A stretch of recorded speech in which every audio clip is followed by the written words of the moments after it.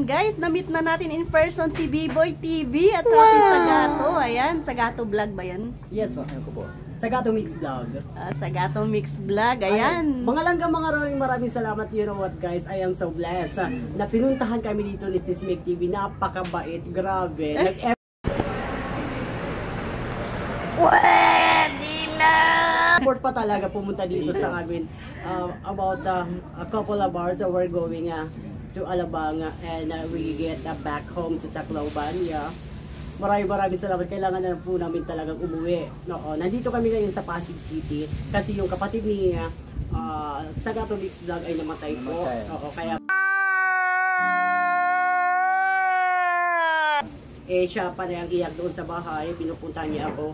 Gusto niya pumunta ng Tacloban. Din gumawa ako ng paraan para makapunta kami ng Maynila dito nga sa Pasig. At 5 days na kami po dito. Yeah, medyo may kahirapan din kasi wala kami mga kamag-anak dito. Only friends and supporters in my YouTube channel. Then finally we meet Sis Meg TV. Sis Meg, maraming salamat po talaga. Welcome, B-Boy. Ayan. At nakakamit naman tayo in person ng ating mga kaibigan. Yes po. Talagang ako talaga ay lubos na nagpapasalamat sa iyo, Sis Meg. Maraming salamat. Kamusta si Bro Mac? Okay naman. Bro Mac, I love you.